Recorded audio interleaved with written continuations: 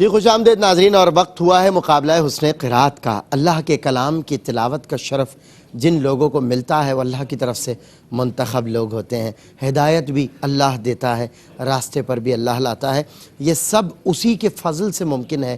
انسان اگر اپنے اعمال پر یہ مطالبہ کرے کہ میرے رب مجھے میرے اعمال کے مطابق عطا فرما، تو یقین کیجئے اس کا ٹھکانہ محض جہنم کے سوا اور کچھ نہیں۔ لیکن اگر بندہ یہ کہے کہ یا رب میرے اعمال کچھ نہیں ہیں تو اپنے فضل کا مجھے ہدیہ عطا فرما، تو اپنے فضل سے مجھے جنت عطا فرما، تو یقین کریں وہ کہتے ہیں نا، عدل کرے تا تھر تھر کمبن اچیاں شانہ والے، فضل کرے تا بخشے جاسن میں جہے منہ کالے۔ اللہ تعالیٰ جب کسی پر فضل کرتا ہے تو اس کو اپنے راستے پر لے آتا ہے، اپنے انعام یافتہ بندوں میں شمار فرما لیتا ہے۔ یا اللہ اس رمضان کے طفیل ہمیں بھی اپنے انعام یافتگان میں شمار فرما۔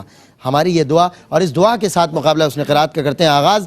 کنٹسٹنٹ ہے یعنی حبیب صالح جامعۃ الرشید کو ریپریزنٹ کر رہے ہیں، اور کنٹسٹنٹ بی ہے محمد عرفان NED یونیورسٹی سے ان کا تعلق ہے۔ کنٹسٹنٹ سی محمد مزمل دارالعلوم قمر الاسلام سے تشریف لائے ہیں۔ تینوں کا بہت شکریہ، خیر مقدم ہے، اور تینوں کی ہم قرات سنیں گے۔ تینوں نوجوانان امت ہیں، فرزندان توحید ہیں۔ دیکھتے ہیں کہ آج کس تیاری کے ساتھ آئے ہیں۔ لیکن جب بات ہو مقابلہ حسن قرات کی تو حسن قرات کیا ہوتا ہے وہ تو دا پرائیڈ آف پاکستان الحاج قاری وحید ظفر قاسمی صاحب کو سجتی ہے یہ بات، تو اسی لیے قاری صاحب آپ کا ایک تو خیر مقدم بھی ہے، آپ تشریف لائے ہیں محبتوں کے ساتھ، اور دوسرا یہ کہ آپ کی قرات کے بغیر مقابلے کا آغاز ہو یہ ہمیں کچھ اچھا نہیں لگتا، اس لیے چاہتے ہیں آپ کی تلاوت ہو اس کے بعد کنٹسٹنٹس کی تلاوت، ٹھیک ہے انشاءاللہ۔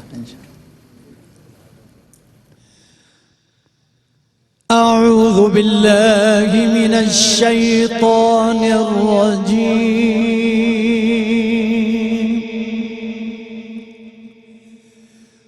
بسم اللہ الرحمن الرحیم۔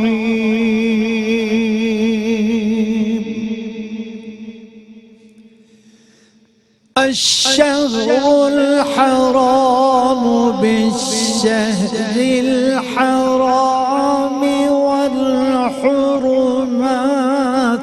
قصاص،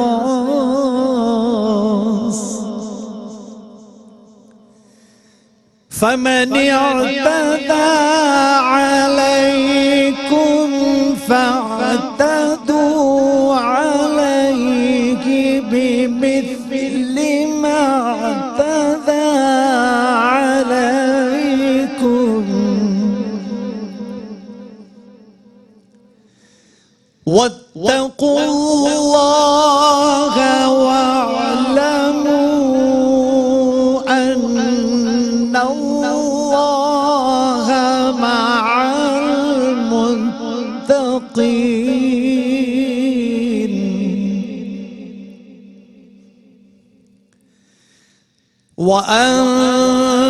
وأنفقوا في سبيل الله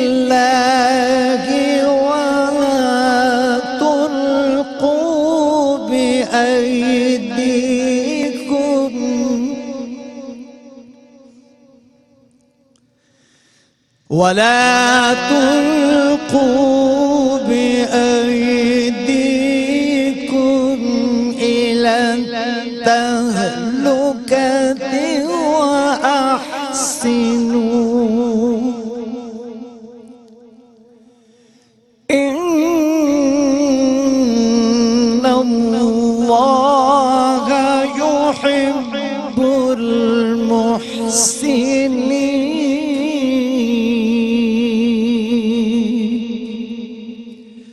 صدق اللہ العظیم۔ سبحان اللہ سبحان اللہ، کیا بات ہے قاری صاحب، بہت خوبصورت بہت خوبصورت۔ ناظرین اکرام، آغاز ہوا تلاوت کلام مجید فرقان حمید سے، اور اس سیگمنٹ کے آغاز سے اختتام تک اللہ کا کلام پڑھا جائے گا، اور یہ ہمارے نوجوانان امت کلام پڑھیں گے۔ اور جب تلاوت کا معاملہ ہو تو قاری صاحب فرماتے ہیں تجوید کا خاص خیال رکھا جائے، اور کہتے ہیں کہ قرآن کو پورے شد و مد کے ساتھ پڑھا جائے، پوری حسن کے ساتھ، پوری خوبصورتی کے ساتھ، اتار چڑھاؤ کے ساتھ، تاکہ کہتے ہیں نا ہو سکے تو قرآن کو خوبصورتی سے پڑھو کہ اللہ خوبصورتی کو پسند فرماتے ہیں۔ نبی حضرت محمد مصطفیٰ صلی اللہ علیہ وآلہ وسلم نے فرمایا کہ قرآن کو اپنی آوازوں سے آراستہ کرو، سبحان اللہ، یعنی قرآن کی عمدگی کو اپنی آوازوں سے ظاہر کرو، کیا بات ہے، خوبصورت طریقے سے پڑھو، خوشحالانی کے ساتھ پڑھو۔ سبحان اللہ۔ تو آج یہ آپ صلی اللہ علیہ وسلم کا فرمان ہمارے لیے ہم کہتے ہیں ضابطہ حیات ہے، ان کا ہر حرف فرمان ہے۔ تو اس فرمان کی روشنی میں آپ نے اتنا خوبصورت فرمان شیئر کیا ناظرین سے، ان کو ایک موٹیویشن بھی مل گیا۔ تو اب آغاز کرتے ہیں۔ کنٹیسٹنٹ اے یعنی حبیب صالح، جامعۃ الرشید سے آپ کا تعلق ہے، آپ کا وقت شروع ہوتا ہے، اب 2.5 سے 3 منٹ کا وقت ہے، اس کے اندر آپ نے تلاوت کرنی ہے۔ بسم اللہ۔ اعوذ باللہ من الشیطان الرجیم، بسم اللہ الرحمن الرحیم،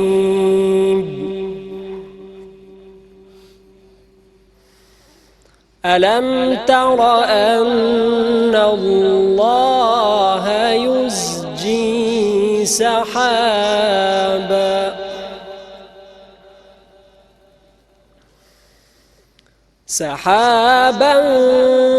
ثم يؤلف بينه ثم يجعله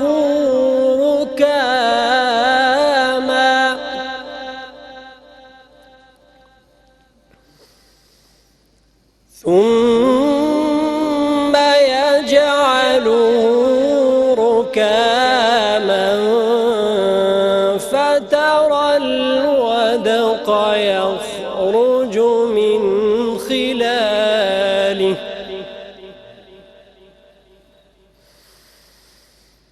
وينزل من السماء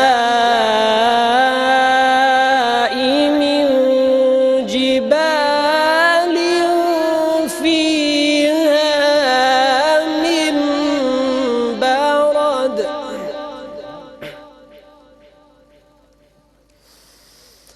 من برد فيصيب به من يشاء ويصرفه عن من يشاء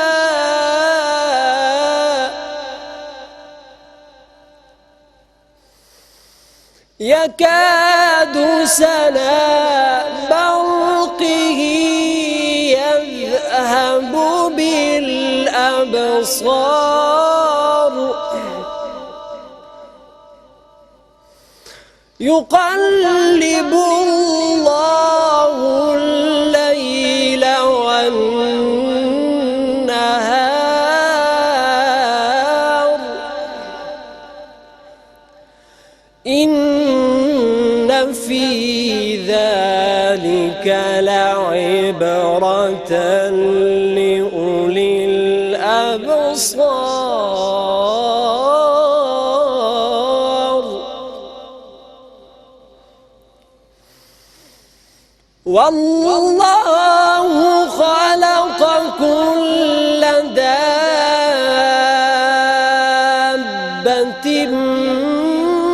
من ماء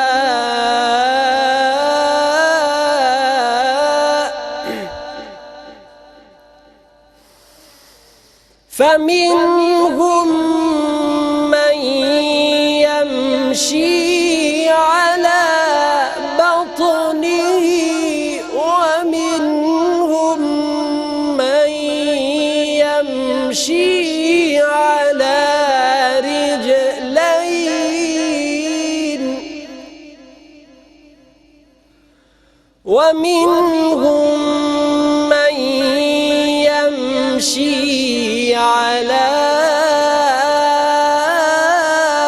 أربع يخلق الله ما يشاء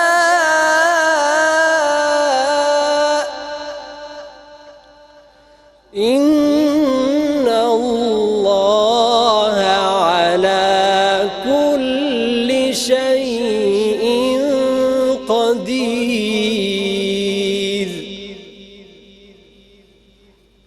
صدق اللہ العلی العظیم. ماشاء اللہ حبیب صالح، بہت خوبصورت تلاوت کلام مجید فرقان حمید فرمائی، اور کنٹسٹنٹ اے نے قرآن کو اپنی آواز سے آراستہ کیا، اس طرح آپ نے فرمایا تھا. تو قاری صاحب کیا رائے ہے حبیب صالح کے لیے؟ حبیب صالح کے لیے میں کہوں گا ماشاءاللہ بہت ہی میٹھی آواز ہے، بڑی پیاری آواز ہے، بڑے اچھے انداز میں پڑھا، صحیح، اور تجوید بھی ان کی بہت اچھی ہے ماشاءاللہ، بڑے خوبصورت طریقے سے جیسا قرآن کو پڑھنا چاہیے عربی لہجے میں بالکل خوبصورت طریقے سے ماشاءاللہ پڑھا ہے. ابھی دیکھتے ہیں آگے. بالکل، ابھی تو کنٹسٹنٹ بی اور کنٹسٹنٹ سی باقی ہیں. لیٹس سی ماشاءاللہ انہوں نے بہت اچھا پڑھا ہے. جی ہمارے ساتھ کنٹسٹنٹ بی محمد عرفان، NED یونیورسٹی سے آپ کا تعلق ہے. جی عرفان، بسم اللہ. اعوذ باللہ من الشیطان الرجیم.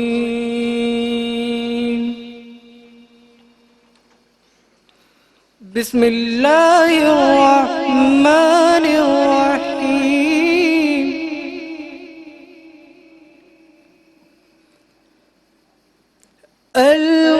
القارعة ما القارعة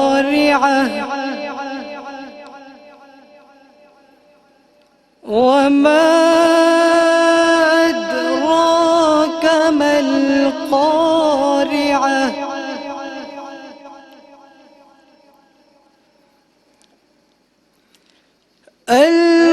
القارعة ما القارعة وما أدراك ما القارعة.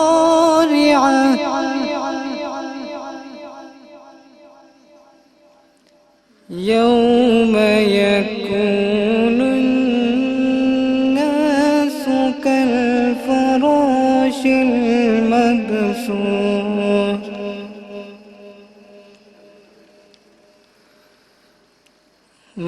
وتكون الجبال كالعهن المنفوش.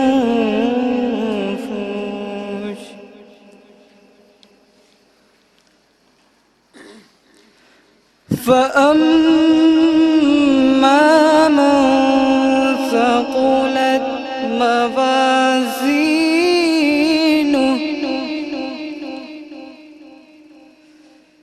فهو في عيشة راضية. وأما من خفت موازينه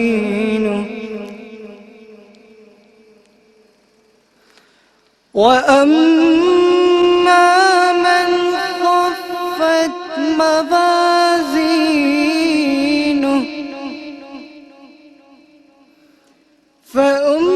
فأمه هاوية. وما أدراك ما هي نار حامية. صدق اللہ العظیم. کنٹسٹنٹ بی NED یونیورسٹی کو ریپریزنٹ کر رہے تھے محمد عرفان، اور قاری وحید ظفر قاسمی صاحب نے کیسا پایا؟ جی قاری صاحب.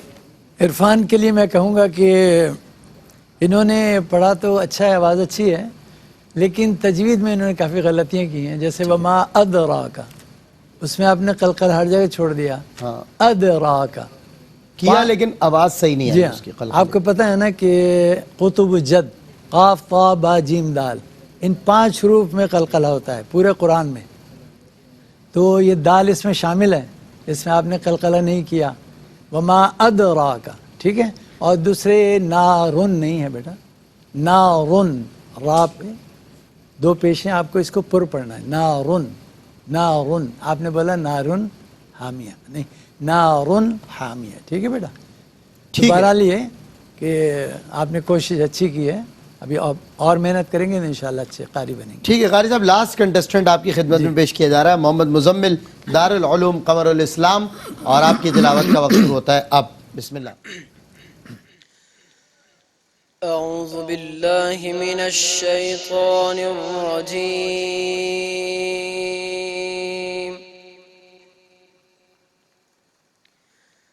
بسم اللہ الرحمن الرحیم.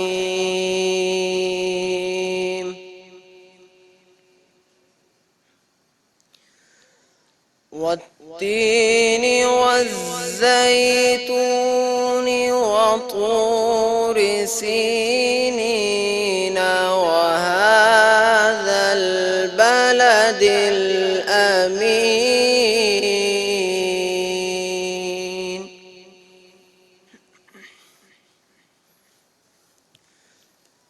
لقد خلقنا الإنسان في أحسن تقويم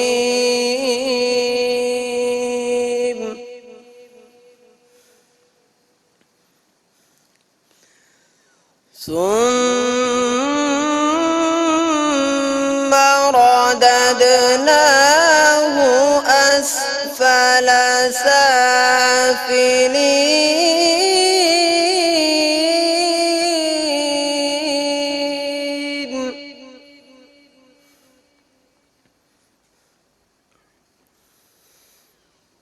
إلا الذين آمنوا وعملوا الصالحات فلهم أجر غير ممنون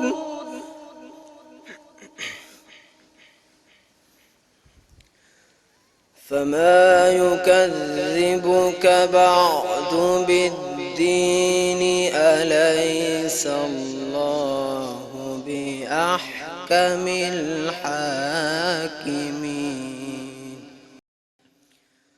صدق الله العظيم माशाअल्लाह। कंटेस्टेंट सी यानी मोहम्मद मुजम्मिल, बहुत खूबसूरत तिलावत की, लेकिन कारी भाई ज़बर काज़मी साहब अपनी राय देंगे, फिर हम वक्फा लेंगे और वक्फे के बाद आपको सुनाएंगे फैसला। जी कारी साहब। मुज़म्मिल ने माशाल्लाह बहुत अच्छी आवाज़ है इनकी, बहुत अच्छी तरह पढ़ा है आपने, बहुत अच्छी तरह से उसको निभाया है, तो माशाल्लाह बहुत अच्छा इनको पढ़ने वाले हैं माशाल्लाह। माशाअल्लाह। और आज थोड़ा बहुत जो कमी बेशी हो गई, कंटेस्टेंट बी से, ए और सी जो है वो अपने अपने तौर कुरान को बहुत अच्छा पढ़ रहे हैं। देखते हैं कि कौन सा कंटेस्टेंट है इन तीनों में से जो आगे क्वार्टर फाइनल राउंड के लिए क्वालिफाई कर रहा है, एक ब्रेक के बाद।